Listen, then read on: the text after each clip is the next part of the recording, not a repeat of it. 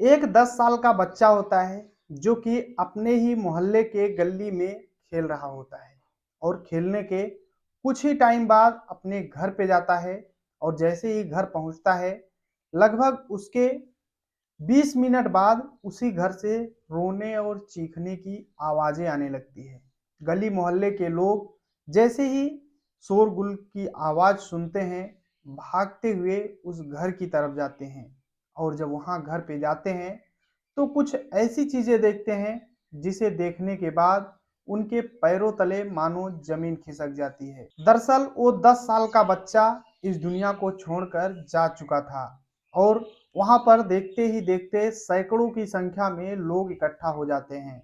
उसी भीड़ में से किसी ने पुलिस को फोन कर दिया। मौके पर पुलिस आती है और देखती है कि इस बच्चे को किसी ने मारा है और पुलिस जांच पड़ताल शुरू कर देती है। 2 दिन लग जाते हैं। पुलिस एक ऐसा खुलासा करती है जिसे सुनने के बाद किसी के कानों पे यकीन ही नहीं होता है।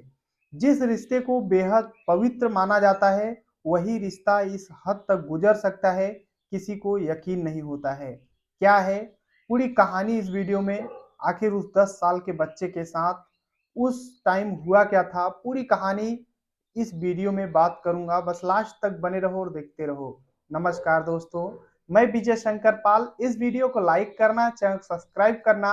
रोजाना शाम को 7 बजे हमारी एक नई वीडियो आती है, तो चैनल को सब्सक्राइब करके बेल आइकन को जरूर दबा लेना। तो चलिए स्टार्ट करता हूँ।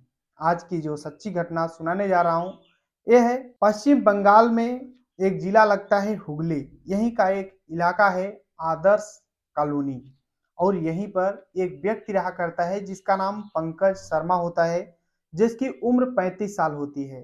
पंकज शर्मा की पत्नी जिसका नाम शांता शर्मा होता है, जिसकी उम्र 32 साल होती है। पंकज और शांता के बीच में एक बेटा होता है जिसका नाम हिमांशु होता है, जिसकी उम्र मात्र 10 साल होती है और अभी चौथी क्लास में पढ़ाई कर रहा होता है। और जो पंकज शर्मा है एक प्राइवेट कंपनी में काम करता है। इसकी पत्नी शांता शर्मा एक दुकान पे काम किया करती है। पति पत्नी दोनों पैसा कमाते थे तो पैसे की कोई कमी नहीं होती है। बच्चे को एक अच्छे स्कूल में पढ़ा रहे थे। न तो खाने पीने की कोई दिक्कत, न ही किसी प्रकार की कोई प्रॉब्लम, क्योंकि पैसे पति पत्नी दोनों कमाते थे। खर्च करने वाले एक बेटा सिर्फ था, तो किसी चीज की कोई कमी नहीं होती है। 18 फरवरी 2024 को शाम का टाइम होता है। हिमांशु की एक लड़की दोस्त होती है जो कि शाम के 5 बजे उसके घर पे आती है हिमांशु से मिलने के लिए। दरअसल हिमांशु के जो पिताजी हैं वो किसी कंपनी में, जिस कंपनी में काम करते हैं, वहां पर गए थे और माँ मार्केट गई हुई थी। हिमांशु घर पे अकेला था। तभी हिमांशु की एक फ्रेंड होती है और वो आती है हिमांशु से। जैसे ही घर पे मिलने के लिए आती है वो देखती है कि हिमांशु की डेड बॉडी घर पे पड़ी हुई है। वो चिल्लाने लगती है। आसपास के लोग इकट्ठा होते हैं और किसी ने पुलिस को फोन कर दिया। मौके पर पुलिस आती है और ये जो पंकज शर्मा और शांता शर्मा होते हैं इनको भी किसी ने फोन करके बताया कि आपका बेटा इस दुनिया को छोड़कर जा चुका है। ये लोग भी भागे भागे आते हैं और पुलिस उस पूरे एरिया को सील कर लेती है और जांच पड़ताल स्टार्ट कर देती है। पुलिस पंकज शर्मा से पूछती है कि आखिर आपको किसी के ऊपर शक या फिर डाउट है। तो पंकज शर्मा बताते हैं कि साहब, मुझे किसी के ऊपर डाउट नहीं है कि मेरे बेटे को कौन हटाया इस दुनिया से। अभी 10 दिन पहले मेरे बेटे से उसके ही दोस्त से स्कूल में किसी बात को लेकर के, छोटी मोटी बातों को लेकर के झगड़ा हो गया था। हो सकता है कि वही ऐसा कुछ किया हो। तो पुलिस को ये चीजें बिल्कुल भी हजम नहीं होती हैं कि एक कोई छोटा बच्चा छोटी मोटी बातों के लिए दुनिया को हटाया होगा। पुलिस जांच पड़ताल कर देती है और 302 धारा के तहत अज्ञात अपराधियों के खिलाफ मुकदमा दर्ज कर लेती है। पुलिस जांच पड़ताल करने लगती है और जो हिमांशु जो लड़का होता है 10 साल, उसके माता पिता दोनों से पूछताछ की जाती है। दोनों बताते हैं कि साहब मुझे किसी के ऊपर डाउट नहीं है। अब पुलिस जांच पड़ताल कर रही थी अपने हिसाब से, तभी पुलिस इनसे पूछती है तो ये बताते हैं, पंकज शर्मा बताता है कि साहब मैं तो ड्यूटी था। और जो शांता होती है ये भी बताती है कि मैं मार्केट गई हुई थी और जैसे ही सुनी भागी भागी आ रही हूँ। और पुलिस वहां का सीसीटीवी कैमरा खंगालती है और पास ही में बगल में रोड पे एक सीसीटीवी कैमरा होता है। जब वहाँ का सीसीटीवी कैमरा निकाला जाता है, तो जो शांता होती है अपने एक सहेली के साथ उस घर से बाहर निकली थी। शांता से पूछा जाता है कि आखिर ये कौन है?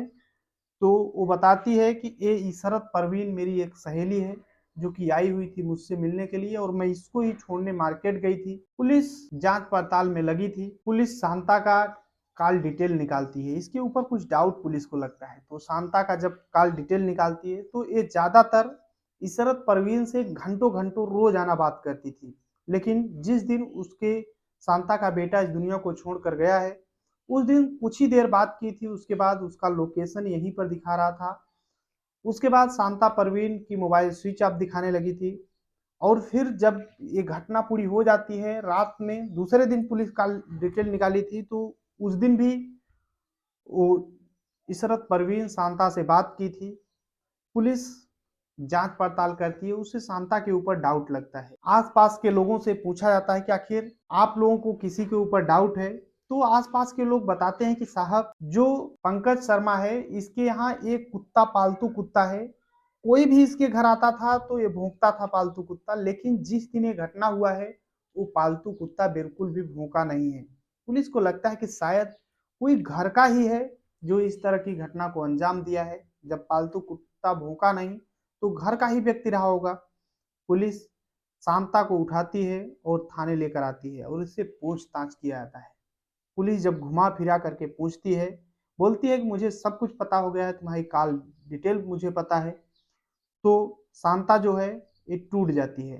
टूटने के बाद एक कहानी सुनाना स्टार्ट करती है और जब उस कहानी को सुनाती है तो जितने लोग सुनते हैं वाकई पे उनके कानों पे भरोसा नहीं होता है कि एक माँ अपने बेटे के लिए इस कदर जा सकती है, अपने बेटे के साथ ऐसा कर सकती है। शांता बताती है कि बचपन से ही इशरत परवीन उसकी सहेली हुआ करती थी। दोनों एक साथ एक स्कूल में पढ़ाई लिखाई किया करते थे और दोनों साथ में स्कूल जाते, साथ में खेलते, साथ में रहते थे।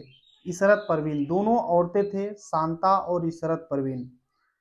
दोनों लड़कियां एक साथ रहती थी, सहेलियां थी, एक साथ खाना खाती थी, एक साथ रहती थी। दोनों में प्यार हो जाता है और लेस्बियन संबंध बन जाते हैं। लेस्बियन संबंध दरअसल वो होता है जो समलैंगिक होता है, यानी कोई लड़की लड़की से प्यार करने लगती है, लड़की लड़की के साथ संबंध बनाने लगती है, या फिर लड़का कोई लड़के के साथ संबंध बनाने लगता है या फिर उसके साथ रहने लगता है। इसे लेस्बियन संबंध कहते हैं। तो ये दोनों, इशरत परवीन और शांता, दोनों लेस्बियन संबंध बनाना शुरू कर देती हैं। दोनों साथ रहती थी। इधर शांता परवीन की शादी पंकज शर्मा के साथ हो जाती है और जैसे ही इसकी शादी होती है शांता की पंकज शर्मा के साथ, पंकज, ये जो शांता होती है अपनी सहेली इशरत परवीन को भूलने लगती है। धीरे धीरे करके एक साल जब बीत जाता है, शांता अपने पति के साथ शुरू में खुश रहती थी।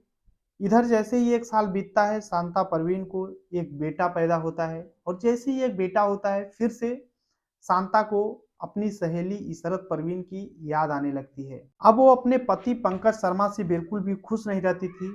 अपने बचपन की फ्रेंड इशरत परवीन के पास फोन लगा करके उससे बातचीत करने लगती है, उसका हाल चाल लेने लगती है और यहाँ तक कि शांता जो है इशरत परवीन को अपने घर पे बुलाने लगती है। इशरत परवीन घर पे आती थी और जब कोई नहीं रहता तो शांता और इशरत परवीन दोनों संबंध बनाया करते थे। पंकज शर्मा सोचता था कि दोनों सहेलियां हैं, क्या ही करेंगी, और ये दोनों अंदर से रूम बंद कर लिया करते थे और फिर घंटों घंटों साथ रहती थी।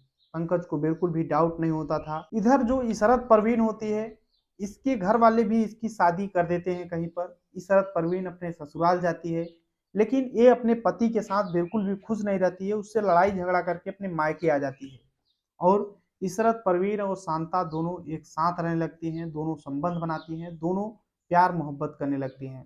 इधर जो पंकज शर्मा ये ड्यूटी चला जाता, शांता इशरत परवीन को घर पे बुला लेती, इसका बेटा भी पढ़ने के लिए चला जाता था। धीरे धीरे करके 10 साल बीत जाते हैं। जो शांता होती है, इसकी शादी हुए 10 साल हो जाते हैं और इशरत परवीन दोनों एक साथ रहते, किसी को बिल्कुल भी डाउट नहीं होता था। एक बार इसका पति जो है अचानक ड्यूटी से आता है और ये लोग दरवाजा बंद करके दोनों एक साथ बिना कपड़ों की थी और पंकज शर्मा देख लेता है दोनों को एक साथ। वैसे तो देखा कई बार था लेकिन डाउट नहीं कर पाया था, लेकिन इस बार एक साथ जब देखता है अश्लील अवस्था में तो पूरी तरह से गुस्सा होता है और अपने पत्नी शांता को भी डांटता है और इशरत परवीन को भी समझाता है। शांता अपने पति पंकज शर्मा को डांटती है और उसे डराती धमकाती है, बोलती है कि मैं तुम लोगों के तुम अगर किसी से बताते हो ये सब बातें कि हम दोनों का लेस्बियन संबंध है तो हम तुम्हारे ऊपर रेप केस करवा देंगे, तमाम चीजें। और पंकज शर्मा भी डर जाता है और किसी से बातें नहीं बताता है। यह जो बेटा होता है वो पढ़ाई करने जाया करता था, लेकिन एक दिन बेटा जो है हिमांशु वो स्कूल से आता है और अपनी माँ को और इशरत परवीन शांता इशरत परवीन को ये भी आपत्तिजनक अवस्था में देख लेता है। 10 साल का बच्चा समझदार था, ये अपनी माँ को डांटता है और समझाता भी है कि ये तुम क्या कर रही हो, तुम बहुत गंदी हो। उसकी माँ कुछ नहीं बोलती है। आखिरकार 3 दिन बीतते हैं, फिर से बेटा जब स्कूल से आता है तो फिर से इसी तरीके से देखता है और बहुत ज्यादा गुस्सा होता है और बोलता है कि आज मैं जा रहा हूँ गांव में गली में एक एक को सभी बातें बताऊंगा कि मेरी माँ बहुत गंदी है। और बेटा वहां से निकलता है, गली में आता है और अपने दोस्तों के साथ खेलने लगता है और वो पुरानी बातें भूल जाता है।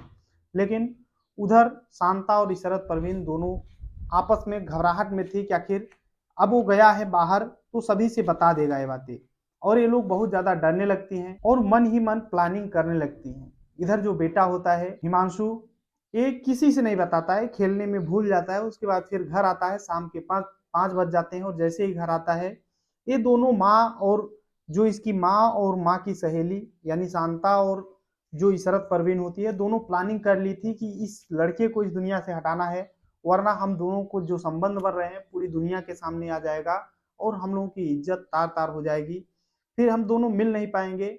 आखिरकार इनका जो इसका भूत है इस कदर सवार होता है कि शांता अपने ही बेटे को पीछे से मारती है चक्कू से और इस दुनिया से हटा देती है, उसकी नसें भी काट देती है।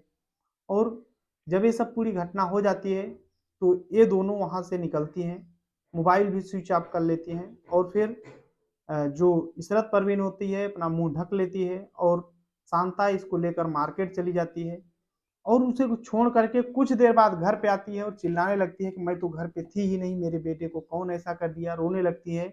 और आसपास के लोग आते हैं, पुलिस आती है, सभी लोग हैरान हो जाते हैं। उधर जो पंकज शर्मा होता है ये भी आ जाता है और पुलिस जब जांच पड़ताल करती है तो आखिरकार शांता को और इशरत परवीन दोनों को गिरफ्तार कर लेती है। दोनों के खिलाफ गंभीर धाराओं में मुकदमा दर्ज करके दोनों को जेल भेज देती है। और जब यही पूरी कहानी अखबारों के माध्यम से सोशल मीडिया के माध्यम से लोगों के पास पहुंचता है तो वाकई में लोग खुद नहीं समझ पाते हैं कि आखिर ये लेस्बियन संबंध क्या होता है कि एक माँ अपने बेटे की मोह माया भी भूल गई है। कहते हैं कि पूत कपूत हो सकता है लेकिन माँ कभी कुमाता नहीं हो सकती है।